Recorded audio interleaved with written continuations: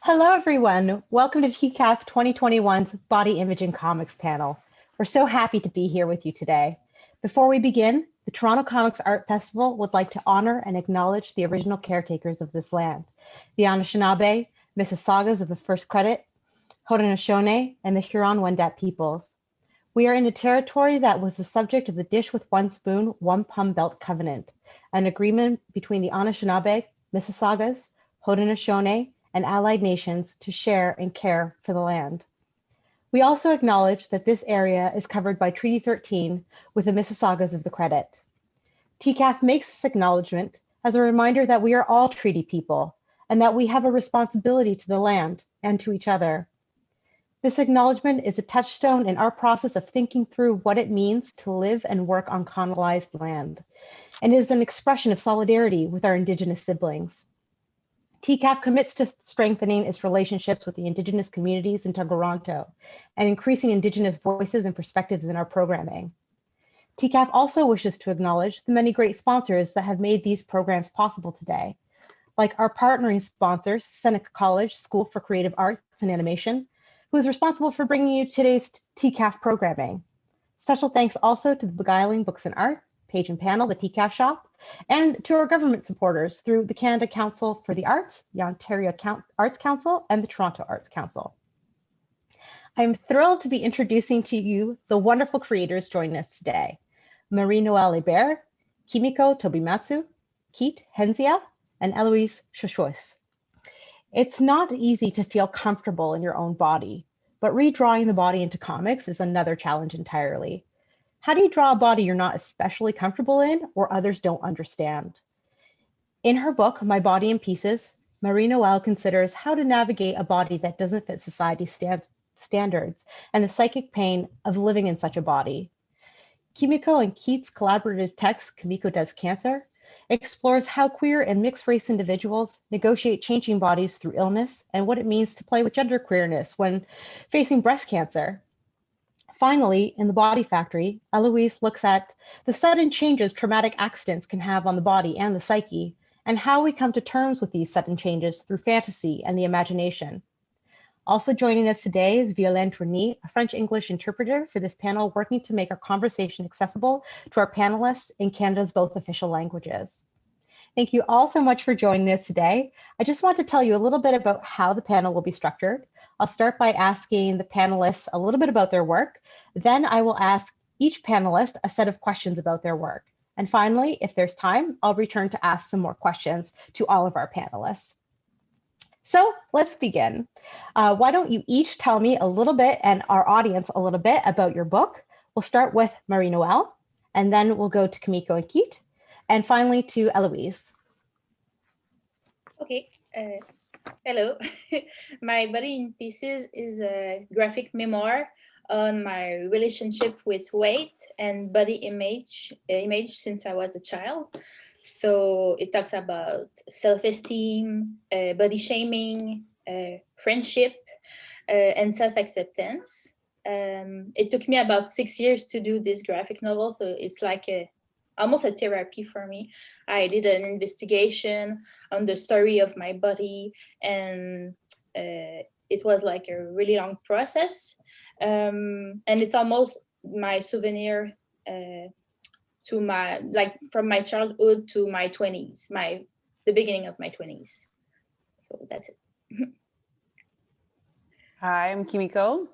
And yeah, Keet and I together created Kimiko Does Cancer. The story is about my experience getting breast cancer at 25 and kind of what changes that involved both to my body and then also to my relationships.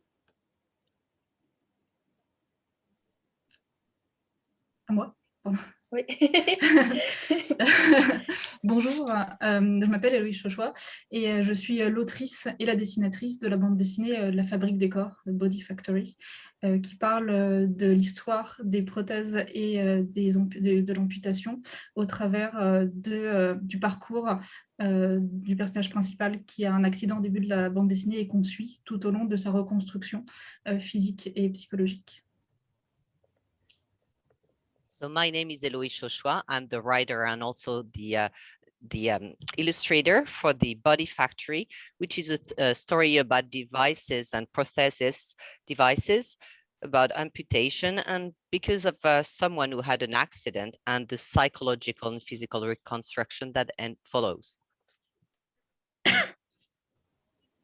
Thank you so much, everyone. Keet, did you want to say a few words also about your kind of portion of the text and your perspective on it before we get started? Yeah, I'm Keet. I'm the illustrator of Kimiko Does Cancer, and like Kimiko described, it's about her relationship and like the transformations of her relationships and her relationship with her own body as it changed since getting cancer when she was 25. So I'm going to begin with a set of questions for Heloise. Heloise, the first question is, your book is the only work of fiction on this panel, yet the information you present is factual and often medical, scientific, or philosophical. Did you approach this work differently because it was fictional rather than non-fictional? Je suppose que en fait, donc en effet, je connaissais rien du thème de ma bande dessinée avant de commencer à travailler sur le sujet. Et j'ai dû, du coup, en l'occurrence, faire beaucoup de recherches documentaires. La grosse différence, je pense, c'est que, en effet, j'ai dû après créer une histoire dans laquelle injecter ces recherches documentaires, mais le récit sert à la vulgarisation, à la transmission des informations.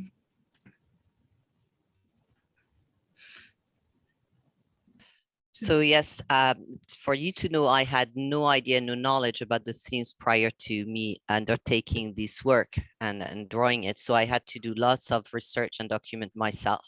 And it was a different way to create the story because I also needed to inject in the story some of the research that I had done. And répétez juste la dernière partie que vous avez dit, Héloïse. Je me souviens plus. C'est pas grave. So this is the way the story was built. Wonderful. In the beginning and the ending of the book, as well as some scenes throughout the book, the protagonist's narrative is presented without words, whereas the portions of the work showing the protagonist learning about amputation include a lot of dialogue. Can you tell me about the difference in these narrative choices and why we switch from silence to dialogue throughout the book?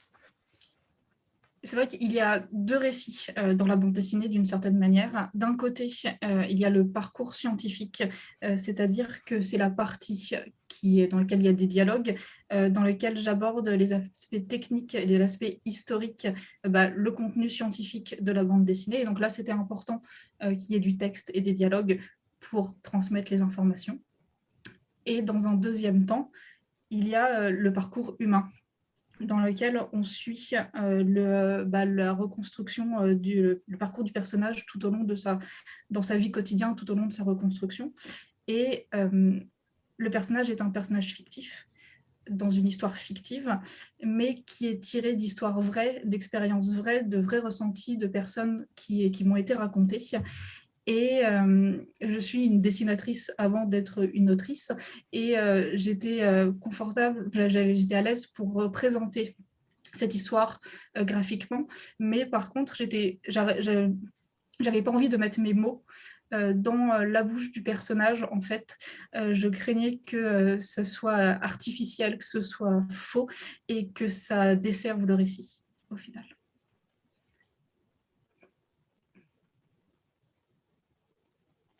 So as for me, there's actually two different storylines within the book. And so one is more reflecting the scientific journey.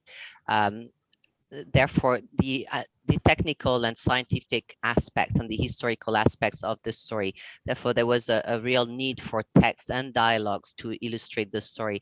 On the second hand, I also illustrated the human journey, the journey of a daily reconstruction after the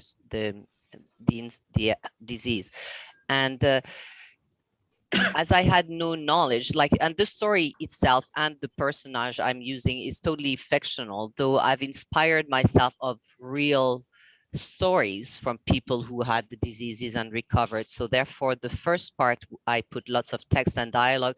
The second part, I'm first an illustrator, I'm not a writer, and I felt it would really sound off and odd and probably artificial if I were to use my own words to relate someone else's life experience. I therefore decided the second part would be just a silent part, only with illustration, out of respect.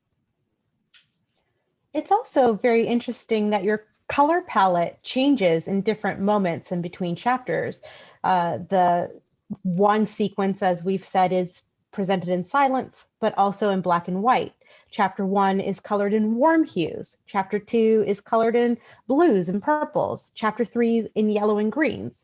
Finally, in chapter 4, all of these colors are combined. Can you tell me about the reasoning behind these color choices and the shifts in the narrative? Les couleurs, c'est signifiant. C'est vrai que ça peut paraître bête dire comme ça, mais quelque chose qui est rouge n'est pas bleu. Et les couleurs m'ont permis d'un côté de bien mettre en avant en effet les deux niveaux de narration, de récit qu'on vient de présenter, le quotidien et le scientifique. Et dans chaque chapitre, la couleur a été un support d'information supplémentaire, voire une nouvelle couche d'information.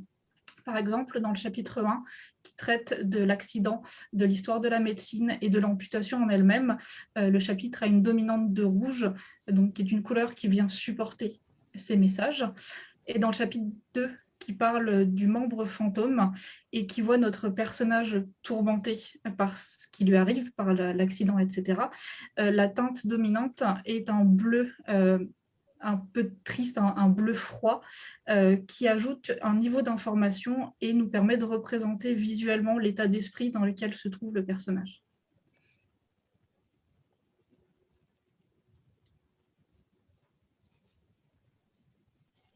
Yeah, so what I'm going to say to you may seem like something that has been said and said often, but color has a meaning. It has a meaning. For example, red is not blue, does not reflect the same thing as blue.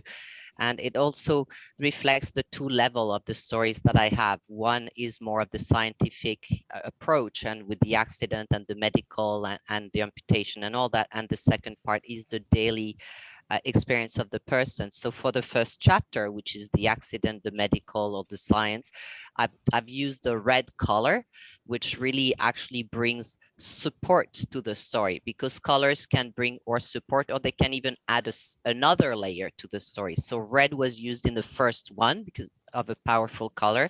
And the second chapter, in which the person is really tormented, it really reflects their mindset. I've used a blue that is really cold and that is really sad, and that reflects the mindset of the person. One of the things I also found fascinating in your shifts in visual style is that you include stories from the Mesolithic era, Sanskrit hymns, Greek mythology, medieval scrolls, and Renaissance paintings. Your visual style also changes to reflect the art history of these periods. Can you tell me about your decision to convey the narrative in these ways? À ce moment-là, ces changements de style servent aussi à soutenir le récit, parce qu'à ce moment-là, le récit est une progression dans le temps, c'est quasiment une frise chronologique, et ces changements de style permettent intuitivement au lecteur de se raccrocher aux périodes historiques, et ça me permet à moi de représenter des corps de manière différente, ce qui est plutôt bien.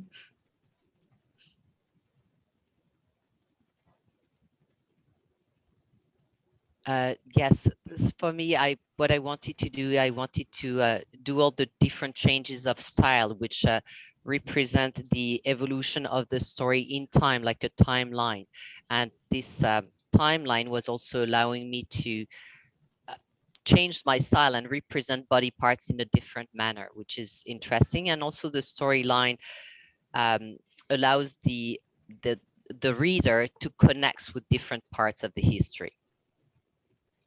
I love this moment where the protagonist gets pulled into the canvas by Ambrose Paré, the father of amputation. And so I'm wondering, how do you think historical artistic resources can help us understand and reimagine historical medical practices or body understandings? Je pense que les ressources historiques peuvent nous permettre de comprendre les évolutions techniques et leur impact sociétal actuel, mais surtout, ils nous permettent de prendre conscience des évolutions qui restent aussi à faire dans le domaine technique et dans le domaine médical, je pense. I feel that these historical resources allow us to perceive the evolution of the technology and the impact of this technology on the society. It also allows us to perceive the gap and the evolution that is needed to take place on the technological side. One of the things that I found amazing about your narrative is that there was so much humor. Can you tell me about building a story around amputation that's funny? Was that challenging? Oui. L'humour, c'est très important, particulièrement lorsqu'on parle de choses sérieuses. Dans la BD aborde des thèmes parfois difficiles, et c'était important pour moi aussi de ne pas tomber dans le pathos, qui est une autre forme de stigmatisation. Et en plus, le message de la BD globale n'est pas un message négatif, c'est un message positif qui parle de reconstruction, qui parle de la vie. Et je pense que l'humour, ça m'a permis d'éviter ces écueils-là, de tomber dans ces écueils-là, de désamorcer certaines situations. Je pense que le plus difficile, c'est de trouver un bon équilibre, parce qu'il ne s'agit pas de tomber dans un humour potache ou de tomber dans la moquerie, ce qui serait trahir le propos qu'on essaye de dire.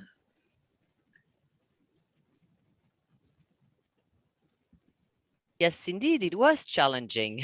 And humor is key, especially when we talk about like utterly serious subjects, and comics is a way to talk about and to convey information about these really difficult and serious subjects, though I did not want to end up like getting into pathology, because I find this is more stigmatizing than anything. And the global message of my book is actually a very positive one. It's not a very sad and self-pitying message. It is a message about reconstruction. So I really wanted to avoid falling in that trap of getting into sadness and have everybody cry at the end of the reading. But it's a fine-tuning balance for me to find between having humor to deflect the gravity of the situation and the humor that may be perceived as laughing at. This final question actually transitions us from Eloise's work to Kimiko and Keet's work. So I'd like to start with Heloise for the answer, and then Kimiko and Keet, I'd also like to get your thoughts on the following question, which is, in these books, we often see the body from the outside, but medicine or medical technology can help us see the body from the inside. And there are moments in each of your books where we see the complex inner workings of the body. So how can artists impact our understanding of the body, both from the inside and the outside? Je dirais que, alors, pour prendre un exemple, par exemple, si on nous montre une photo de l'intérieur du corps humain, là tout de suite, même avec une légende, elle va être incompréhensible pour la plupart d'entre nous. L'illustration et l'illustrateur permettent de sortir les informations nécessaires, qui veut transmettre, de les mettre en avant, et en fait, d'un certain côté, de guider le regard du lecteur. C'est ça le principe et la difficulté de la vulgarisation, c'est de simplifier des messages complexes sans en perdre le sens, en gardant une exactitude. Et pour la représentation extérieure du corps, je suppose, en tout cas j'espère, que plus on représente des corps différents et plus on va finir par casser les carcans canoniques des représentations corporelles et laisser place à plus de diversité.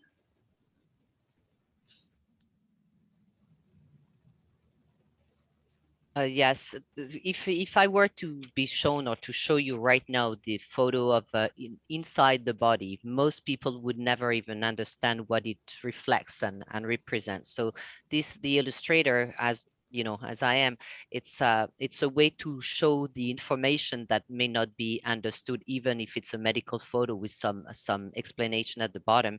And this is our work as illustrators, to be able to guide the eyes of the reader, so we can guide him into the story and the understanding. And this is what we do when we do an outreach kind of work, so people can really understand. As for the representation of the outer parts of the body, I do hope that my representation of the different body parts and different styles and all that will start not breaking down the silos, but will start shattering the carcans in which we're all placed with body image, therefore the body image issues that have no place to be. Thank you so much. Kimiko or Keet, would you also like to comment on this? Keet, did you want to start? Yeah, building on what Heloise had said about building, artists being like the bridge to understanding, like for example, like cellular drawings, or it's not like a textbook where it's like you'll have an illustration and then a description. There's also like the artists have like that kind of like I guess bridge, in the sense of like you're telling one story through like visuals and depicting cells, or like in the case of like Kimiko's book, Kimiko Does Cancer, it's more of like like some like illustrating something that's like happening inside that you don't see. Basically it's like it functions like a bridge, because it's like, well, even as you're having an illness, you don't really connect what's going, like you don't know what's happening inside. And like comics have that like special, like I guess way to kind of like symbolize whatever is going on. And that's what I think. How about you, Kimiko? Yeah, no, I think particularly with cancer or other illnesses that might not be apparent on their surface, there was that sense for myself as well of, how long had this been happening, a sense kind of betrayal by my body and that sort of thing. And so it felt important to have that kind of inner look. Like I wish I could see, not that I would understand even if I could, but in some ways I wish I could have seen, what was happening and what those changes were. So as much as, we showed, outside changes to my body as well, we included that kind of cellular level to kind of reflect the changes that were happening inside. Kimiko and Keet, can you tell me a little bit about the collaborative process you went through working on this book, as the other two authors are single authors? Yeah, I don't know how to draw. Hey, a little? Come on. Some stick figures. So yeah, I mean, it started, I was just doodling for myself. And I think kind of around the same time, I was also trying to find more resources and things stories that I could relate to. And when I wasn't finding a lot out there, that's when I started to think, okay, maybe this is a story that should be shared more widely. And my stick figures aren't gonna cut it. And so I started to reach out and ask friends if they knew of other illustrators. And I got Keet's name. And so we met up over, I think it was Korean food. No, pho. Was it? That right. Sorry. Did I bring my? Yeah. Okay. I'm thinking of there was a second meeting over Korean food. The first meeting was over pho. That was the contract. Yes. Okay. That was the contract. We meet over food often. But yeah. So I showed up with kind of my 20 or 30 pages of doodles, and then we started to kind of hash things out and get a sense of one another and where we wanted the story to go. And Keet brought a lot of input into it and to expand it into, what ended up being a 100-page book. Keet, you want to jump in about any of the collaboration?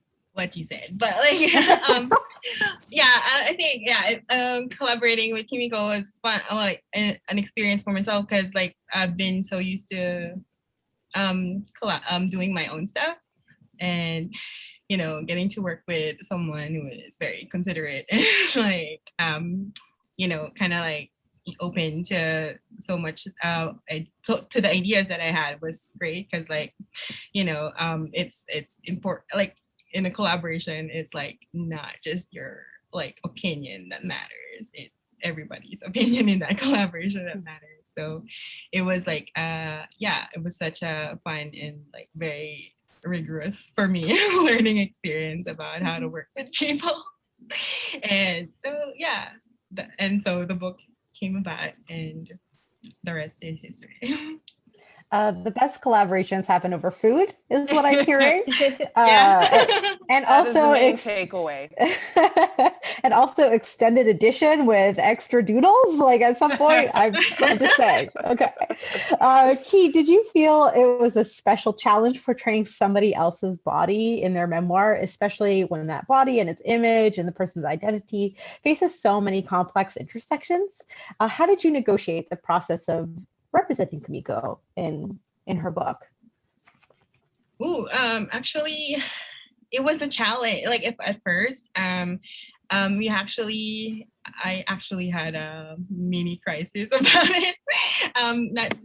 Just because, not just because getting the likeness was important, but then what really mattered back then was that to get the spirit of what Kimiko's character should be. There's a question here. Did I do reference photos? Yeah. I asked Kimiko for so many pictures, but not because, of course, to get an accurate depiction, but also to capture the spirit. Like, what is Kimiko the character gonna be like? Like, I didn't really have a struggle in terms of like, you know, like the intersections of Asianness and queerness. I already I drawn. wonder why. What?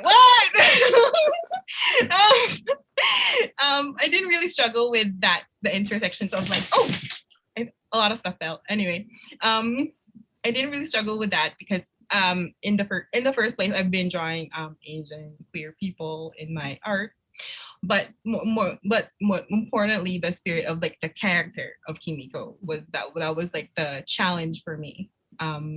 It wasn't so much as the likeness, but you know, how can I keep going depicting this person for 100 more pages? You know, that was the challenge. Interesting. Kimiko, you discussed that the physical exposure of medical examination and having so much access to your body during medical treatment, and you even talk about divorcing parts of your body from yourself to continue in the ongoing treatment process. Can you tell me about a little bit more about this feeling of disassociation to your own body? Yeah.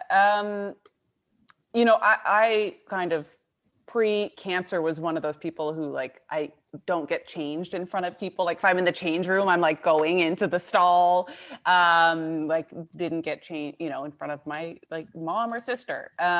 So that's kind of what I was coming to it with. And then suddenly, you know, I'm getting back-to-back breast exams by 3 different people. And so, you know, I had to, like, my breasts had to stop at least temporarily, you know, being just a sensual part of my body. And it was, you know, okay, well, I'm going to have to distance a bit here so that I can get over the, you know, humiliation of having to lie on this hospital table as, you know, person after person feels my boobs. And so I think that was, yeah, sort of a self-protective mechanism.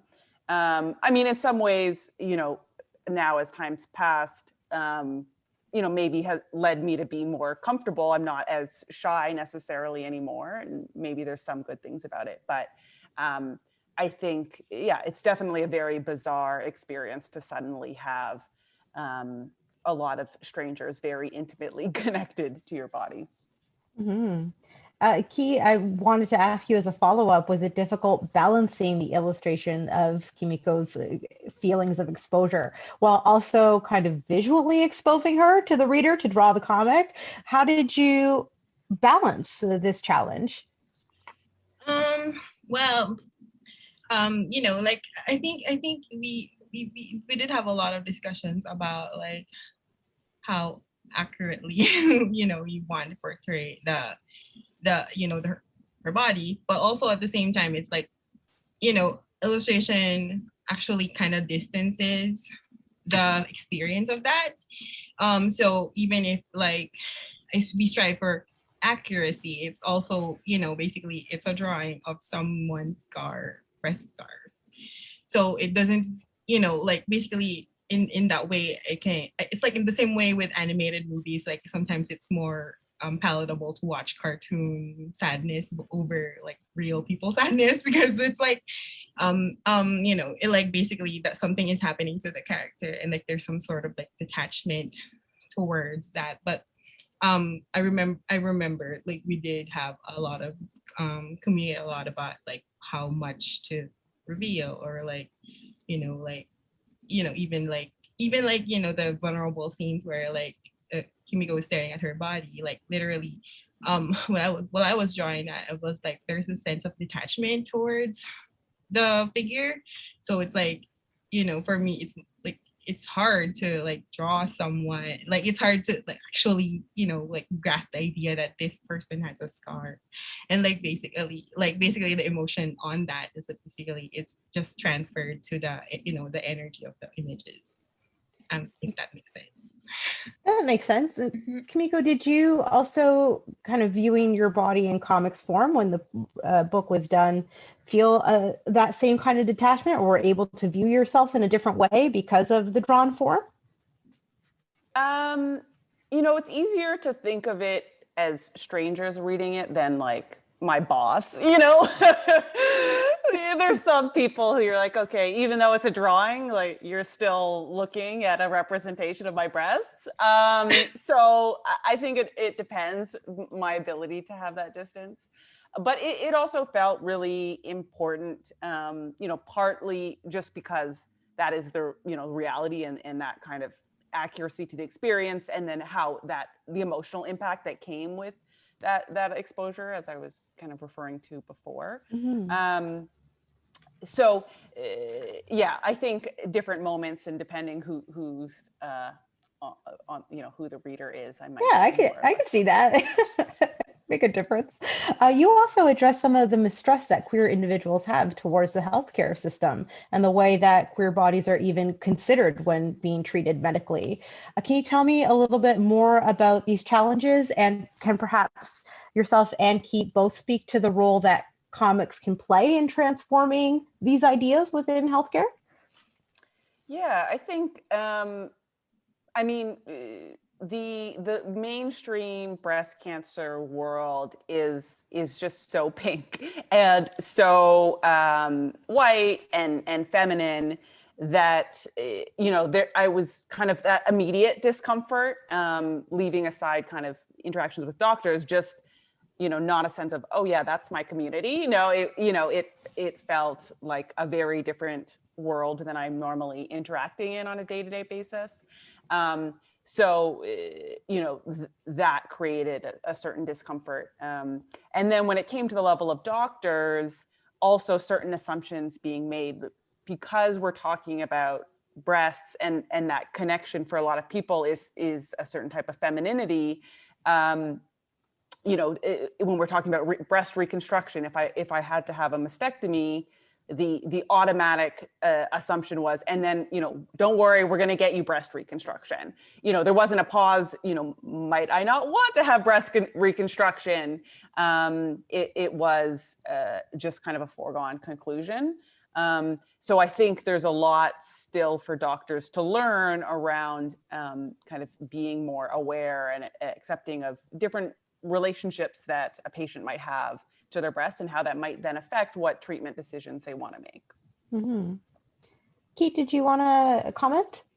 I was thinking more, you know, how like comics are, you know, bridges again, coming back to that metaphor in the sense like I like that, the book is being studied in some classes and that people read it in support groups or like reference it in like their readings in their research about cancer, because like it's one thing to read a textbook about, probably some studies, but it's also another thing to actually have a story to have, like basically, oh, this is a person's graphic memoir about having breast cancer and they're a queer mixed race person.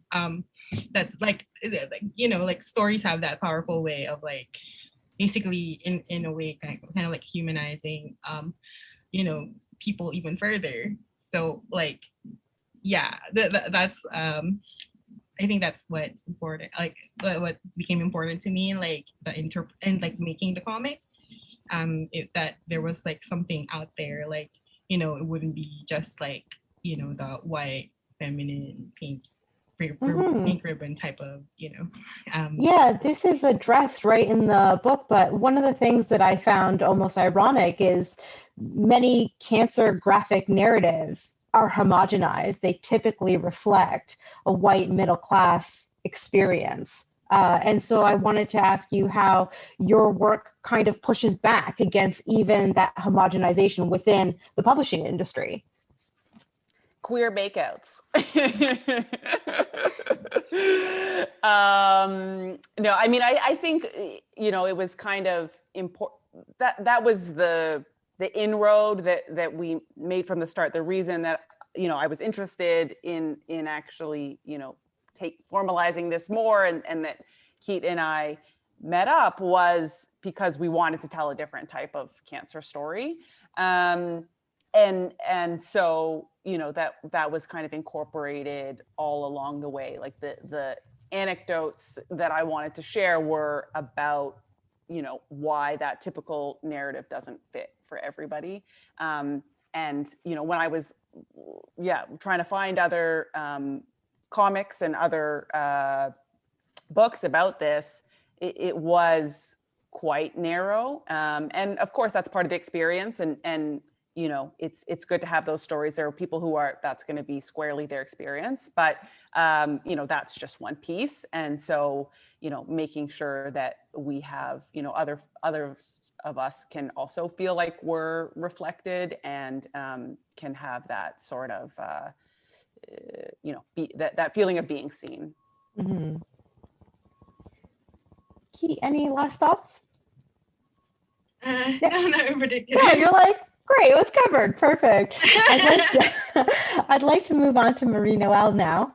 I want to ask you, Marie-Noëlle, about this deep desire for invisibility that you discuss throughout your text.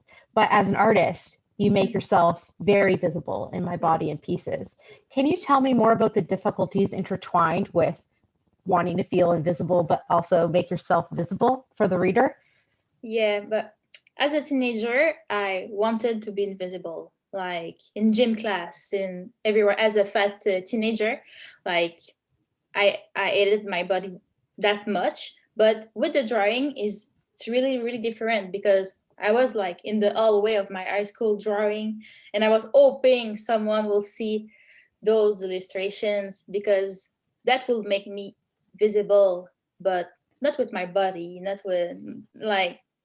So when I did My Body in Pieces, it was this like it was a strong way to make me visible, and my and even when I was drawing like parts of my body that I didn't like Keet said, it's a bridge. So it was like I made beautiful illustrations with something that I ate.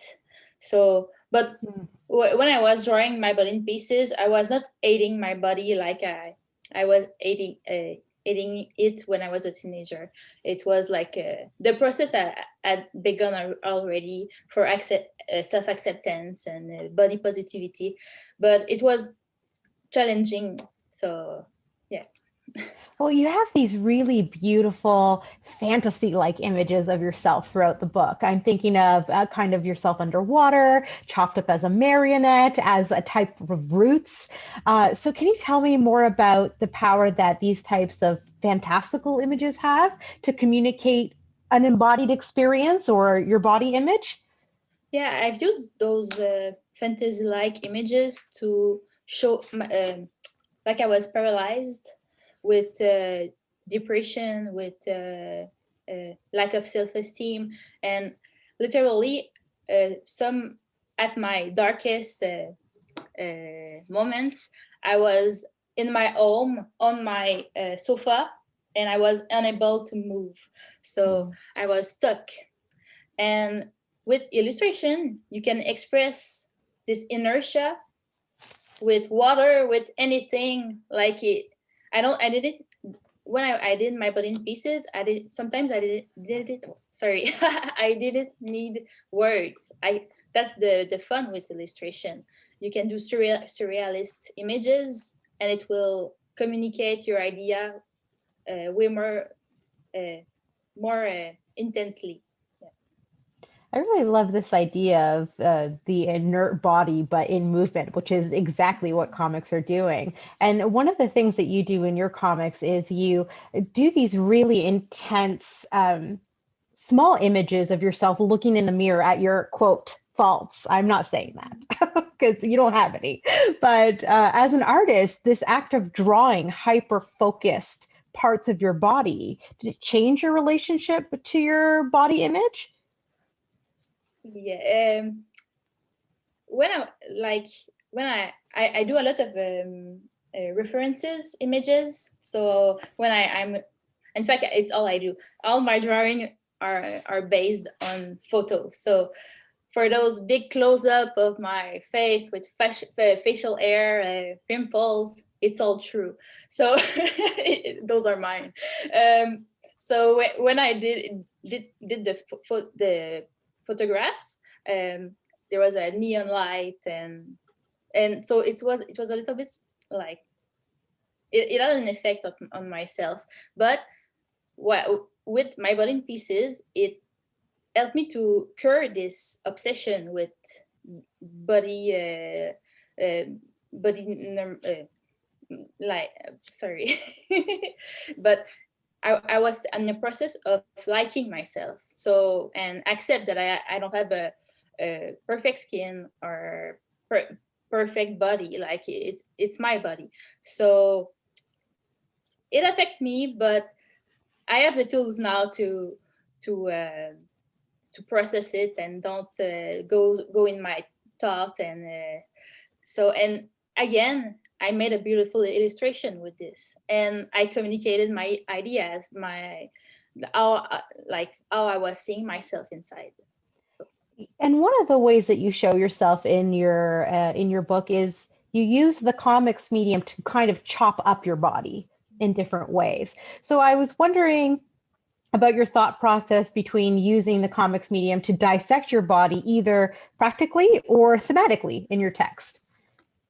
yeah, I didn't realize before I did the memoir, the graphic novel, that I was seeing my body not as a whole. I was seeing it with pieces. I hated my face. I hated my arms. My thighs were chafing when I was walking. I was always thinking about each part of my body. And again, comics is when you do a comic book, you frame each scene. You cut the scene, so it all makes sense. It all made sense while doing it, that it was something that I did, like chopping my. It's waiting to say it, but and I've used those fantasy image to express this. Like, it's not true that I took a knife and took out all those fat parts of my body, but it was something that I was thinking about. Like, I remember as a teenager and as a young adult, each night I was like thinking of a top 3 of what I will erase from my body. It was never like adding some things, be what I liked about my body. It was about erase. So it was sad. That's so interesting that you talk about erasure rather than adding like a positive onto it, and this idea that the whole you are more than the sum of your parts, right? That's a little bit about what this graphic is doing. There's this beautiful sequence that I love in your book, which is just a silent double page spread of your child self just twirling and twirling and twirling around. And so I'm wondering, when you think this unconscious pleasure of being in your own body changes to something that's like almost paralyzing, like a conscious criticism of your own body, and what can we do to reflect on our body in positive ways to get back to that kind of good feeling about our body?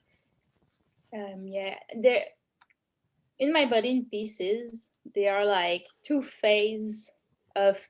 There's like at 11, I knew I was fat and ugly, and it was like the beginning of like the hate for myself. But before that, I knew I was fat like when I was 7 years old.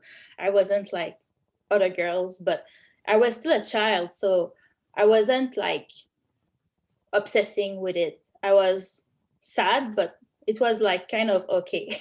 But at 11, all those comments are all in my diaries. The comments from my family, from friends at school. So, and then at this period, I was like writing what I was eating. So it affects me like a diet book, but I was 11 years old. So, and sorry. I've lost like the thread. That's okay.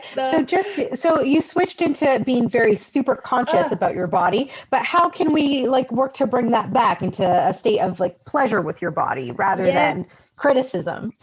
Yeah, but I wanted to add like after being a fat teenager, I've lost all the weight, and then the comments on me was hard because everyone was telling me, oh, I was beautiful now and all thin, and it affects me like more deeply and goes to creating my graphic novel because it became such an obsession. And now actually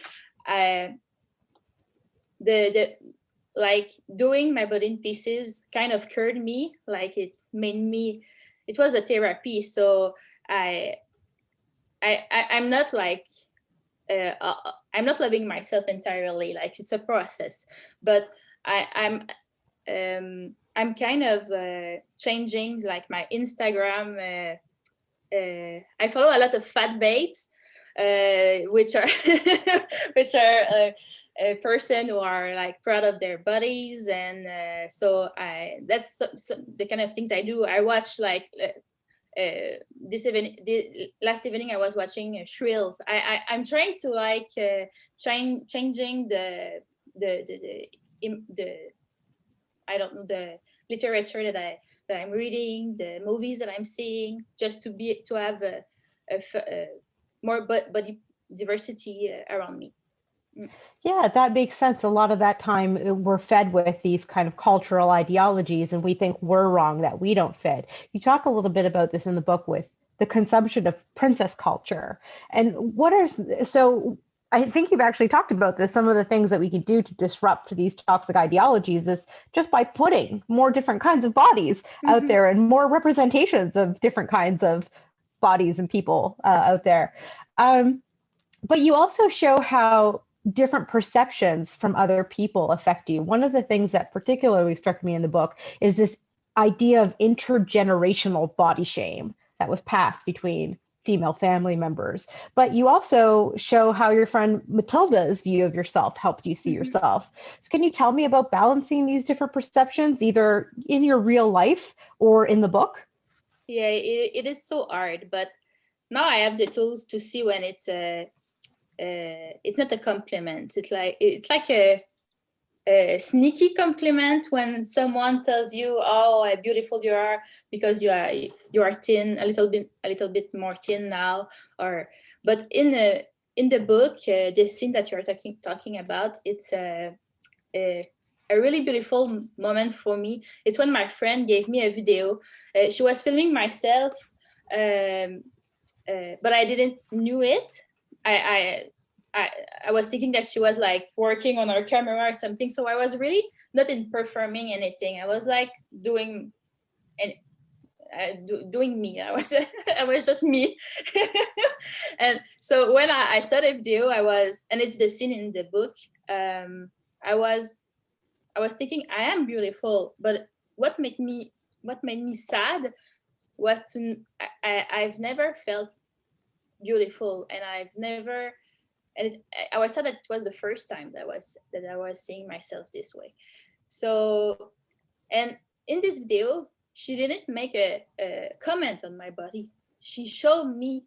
It was just me, and it was not, so it was so positive, and but it's hard to make the difference. It's I think it's you have to be like conscious a little bit, but sometimes it's like someone I'm still like when someone tells me I'm beautiful, I still think it's not true. So sometimes I have those old habits, like you say in French we say ma belle, like I don't know the equivalent in English, but I'm always like, why are you saying ma belle? Is it because I'm not beautiful, or those are all the reflexes from the past? But usually don't comment on the body of anybody. Just comment on their personality, and yeah. That is a great advice to live Yeah. by. And I want everybody to hear that. That should be the caption of this panel. As we begin to wrap up the panel today, I'd like to bring a question back to all of our panelists. So if you would all comment on this. One of the things that each of your comics suggests is that comics provide an avenue for a safe kind of looking that isn't often sanctioned in public for people who have an experience of a non-normative body. And we also really feel the presence of other people looking at us when we feel uncomfortable in our body, or we feel like we have a non-normative body. So can each of you speak to this idea of comics as a type of safe place to look at and engage with the body, especially ones that are non-normative or misunderstood? And at the top of my screen is Kimiko, so I'll start with you, and then Keet, and then Heloise and Marie-Noëlle.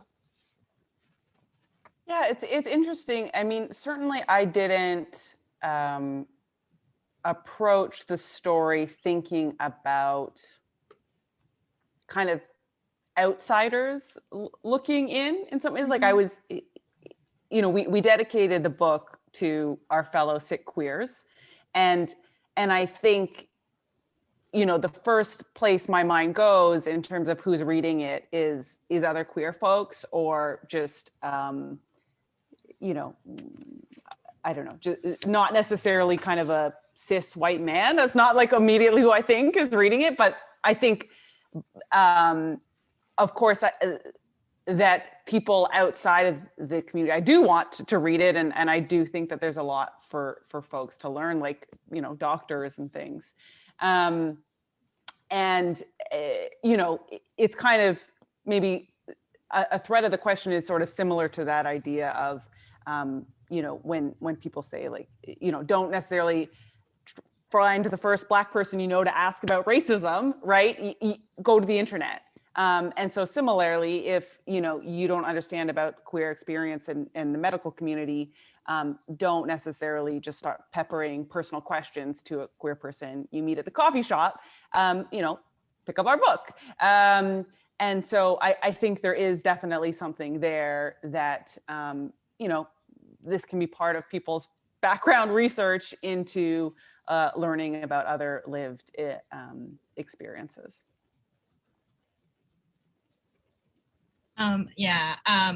Adding to that, it's like comics actually are pretty really great vehicles for like actually like making them and reading them for like processing out like your experience in a non-normative body, like as Marie-Noëlle was saying about, you know, like drawing oneself or like, you know, drawing a non-normative body or like a fat person drawing their own body is such a, I guess in some ways it's like a radical act of acceptance.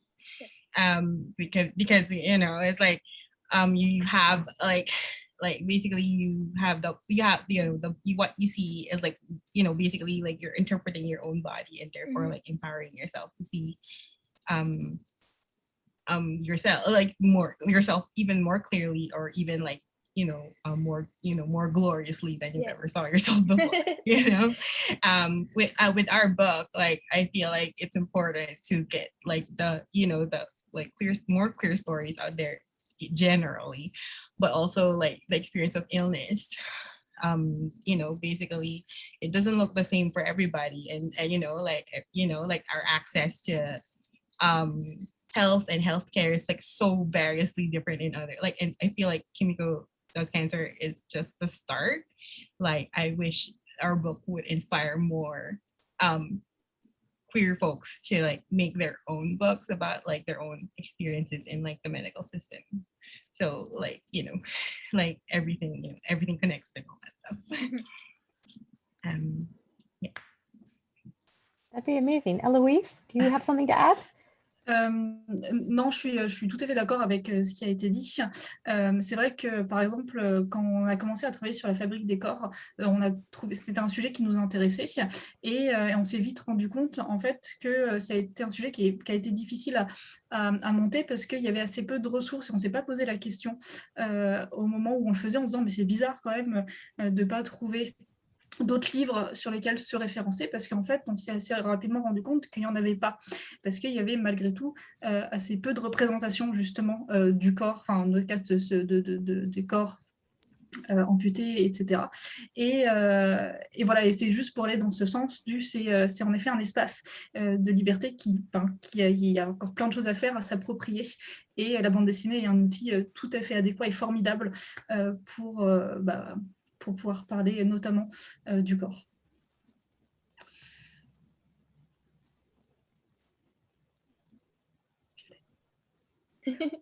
Somebody translate. Oh, there we go.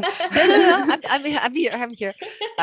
Yeah, I totally agree with what has been said. Sorry, I take some notes prior to speaking, right? That's what I get a delay. So I totally agree with what has been said. And as for us, when we started working on the Body Factory, it was really interesting because we realized it was rather difficult because there was very few resources for us to turn back onto. And when we started doing our searches, we realized there's no books, actually. There's no real representation of amputated bodies. So it was a difficult place for us to start, but at the same time, that was the void. It gave us the freedom of space, and you know, we could own what we were doing. And the comics of illustration is a fabulous way to speak and represents the bodies in such manner.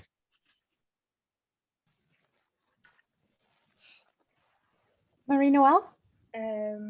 Yes, I can add that like comics. When we read comics, we can see the interior thoughts of the creator of the story. So it's a access to the mind of person who are like not mainstream, like we don't see those person a lot in literature. So so it's an access to diversity, I think, and it's the place to look at it, to understand it, and that's it. Wonderful. Well, I would like to thank all of our panelists for sharing their thoughts with us this evening. Thank you to our wonderful audience for joining us and participating in the panel tonight. This panel will be posted to TCAF's YouTube channel and will stay up for approximately 30 days after the close of the panel, wait a few days before it's posted. It will be posted probably later this week or early next week. If you'd like to find these panelists' work or explore more great work from this year's TCAF exhibitors, head over to our digital marketplace at brokenpencil.com, /TCAF, and stay tuned for more great programming coming up later tonight, like Working in Others' World, Creating the Sandman Universe, and other pantheons. Join Nalo Hopkinson and Jill Thompson as they discuss expanding established worlds and stories. Thank you again to our sponsors for making TCAF's programming possible. And that includes Seneca College, the Guiding Books and Art, Page and Panel, the TCAF Shop, and to our government sponsors, Canada Council for the Arts, the Ontario Arts Council, and Toronto Arts Council. I wish everybody a wonderful evening.